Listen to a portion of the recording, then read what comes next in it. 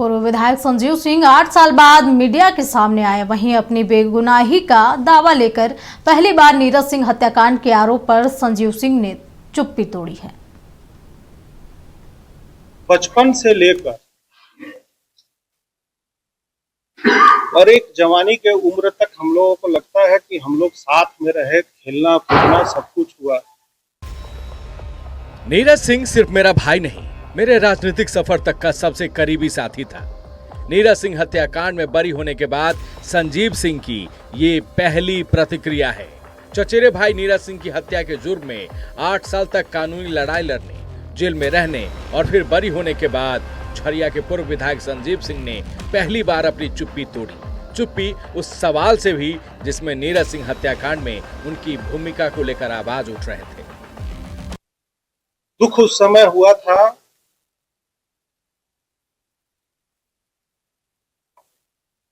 कि जब नीरज जी के साथ जब घटना घटी तो ये आदमी एक सदमे में चला गया था, लेकिन पीड़ा अब और बढ़ी जब नीरज जी के हत्या का आरोप हमारे ऊपर गया।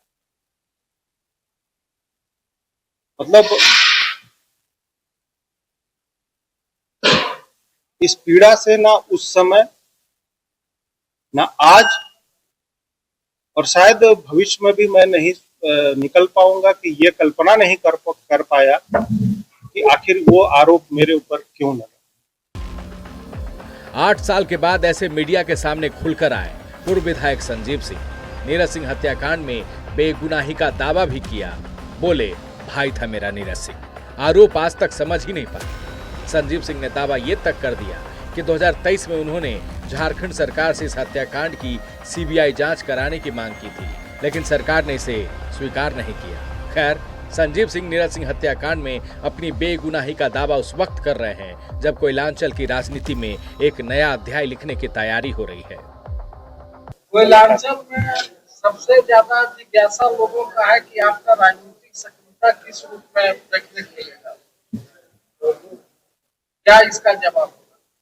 ये राजनीतिक सक्रियता आप जहां तक जानते हैं कि यह स्पष्ट रूप से है कि 2017 में जब मैं जेल गया था और उस जेल जाने के क्रम में 2019 में रागिनी जी से मैंने बात की और बात करके इनसे व्यक्तिगत एक संदेश भिजवाया इनको, और इनको हमने कहा कि आप जो जिम्मेवारी हमारे ऊपर थी कि लोगों के बीच में रहकर उनके बातों को, उनकी जन भावनाओं को समझना और उस पर कार्य करना,